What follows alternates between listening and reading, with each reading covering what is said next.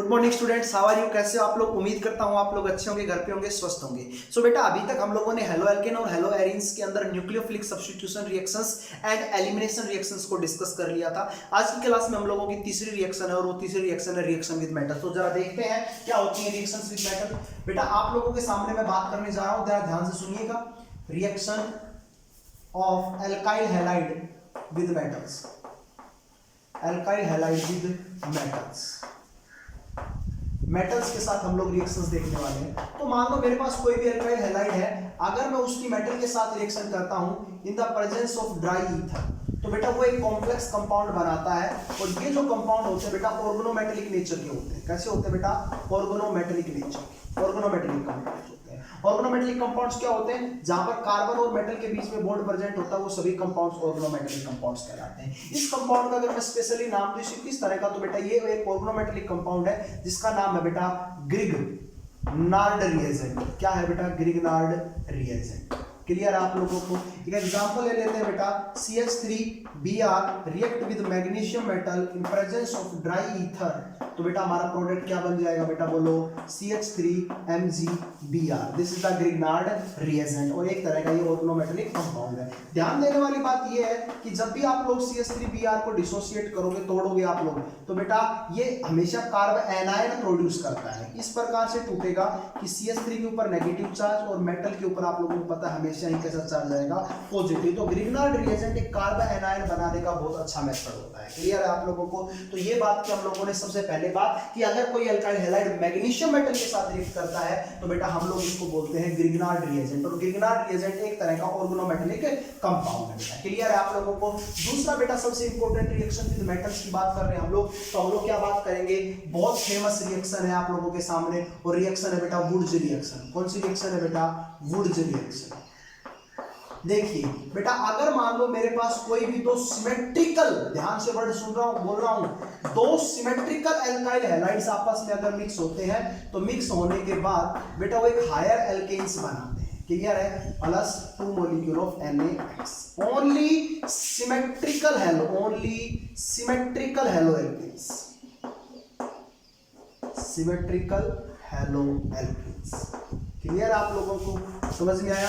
दूसरी इंपॉर्टेंट बात मैं बताने चाह रहा हूं, that is the CH3CH3H react with 2 mole of sodium, sorry not CH, this is the Br react with 2 mole of sodium, reaction करता है सेकेंडरी एल्काइल हैलाइड्स। कहने का मतलब ये हुआ, और दोनों बेटा मेरे सिमेट्रिकल, ये जैसा ये है वैसा ही ये है। इनके बीच में अगर रिएक्शन होगी तो प्रोडक्ट क्या बनेगा मेरा बेटा? बताओ।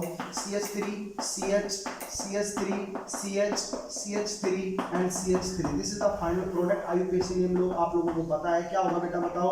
2,3 डाइमिथाइल ब्यूटेन, 2,3 डाइमिथाइल ब्यूटेन इसका IUPAC नेम होगा। लेकिन अगर मैं यहाँ पर टर्सरी एल्काइल हैलाइड ले लेता हूँ, अगर मैं यहाँ पर टर्सरी एल्काइल हैलाइड ले लेता हूँ तो उसके अंदर बेटा वुड्स रिएक्शन नहीं होती है, उसके अंदर वुड्स रिएक्शन नहीं होती है। कैसे? जरा देखिएगा।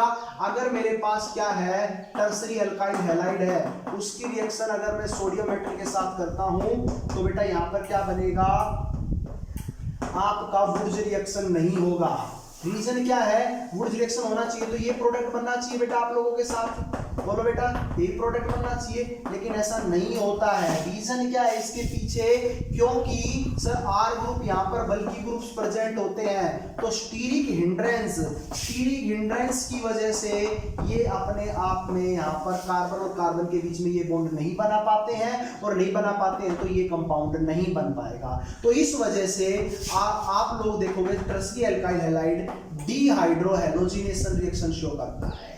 कौन सी रिएक्शन बेटा? डिहाइड्रो हैलोजिनेशन रिएक्शन को शो करता है। क्लियर है आप लोगों को? डिहाइड्रो हैलोजिनेशन रिएक्शन का मतलब ये एलिमिनेशन रिएक्शन शो करता है, और एलिमिनेशन रिएक्शन अगर ये शो करता है तो यहाँ पर हमारा जो प्रोडक्ट बनने वाला है, जरा ध्यान से देखिएगा, क्या बनेगा? एल्कीन बनेगा। क्लियर है? दो मॉलिक्यूल किसके बन जाएंगे? एल्कीन्स के बन जाएंगे। तो आप लोगों को सबसे पहली इंपॉर्टेंट बात कि वुड्स रिएक्शन ओनली प्राइमरी और सेकेंडरी एल्काइल हैलाइड शो करते हैं, टर्सरी एल्काइल हैलाइड शो नहीं करता है। क्लियर है। उससे पहले मैंने आप लोगों से एक बात बताई थी कि ओनली सिमेट्रिकल एल्काइल हैलाइड्स, अगर मान लो मेरे पास कहीं पर भी अनसिमेट्रिकल एल्काइल हैलाइड है तो बेटा जरा ध्यान से देखिएगा, अनसिमेट्रिकल एल्काइल हैलाइड है R डैश, अलग अलग है दोनों, तो बेटा क्या बनेगा, वहां पर आप लोगों के पास मिक्सर ऑफ प्रोडक्ट बनेगा, मिक्सर ऑफ प्रोडक्ट क्या बनेगा, मिक्सर ऑफ प्रोडक्ट। तो क्या बनेगा, आर आर बन सकता है, आर डैश बन सकता है, और बेटा आर डैश बन सकता है। भाई बात सिंपल सी ये है कि सर आर एक्स जब दोनों अलग अलग लेंगे तो आर एक्स का एक मॉलिक्यूल क्या पता दूसरे आर एक्स मॉलिक्यूल के साथ कंबाइन हो जाए, आर एक्स का एक मॉलिक्यूल क्या पता एक आर डैश एक्स के मॉलिक्यूल के साथ कंबाइन हो जाए। या ये भी तो हो सकता है कि आर डैश का एक मॉलिक्यूल, आर डैश एक्स का एक मॉलिक्यूल दूसरे आर डैश एक्स के साथ कंबाइन हो जाए, तो सभी के अंदर बेटा क्या बनेगा, NX बाहर निकलेगा, तो यहाँ पर क्या बनेगा, आर आर बनेगा, यहाँ पर क्या बनेगा, आर आर डैश बनेगा, यहाँ पर क्या बनेगा, आर डैश बनेगा।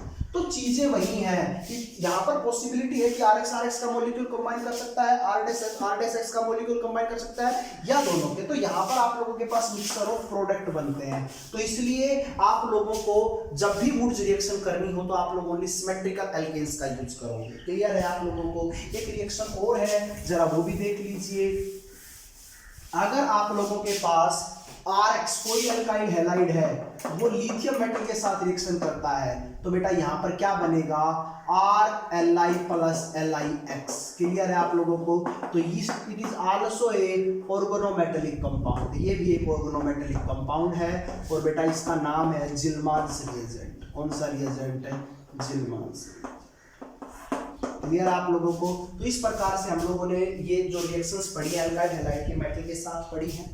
तो ये हमारे पास आज की क्लास की जो मेनली रिएक्शंस थी वो रिएक्शंस थी। अब तो आज की क्लास में सिर्फ और हम लोग इतना ही डिस्कस करेंगे। नेक्स्ट क्लास में हम लोग डिस्कस करेंगे chemical properties of hello arenes. Okay, thank you, have a nice day.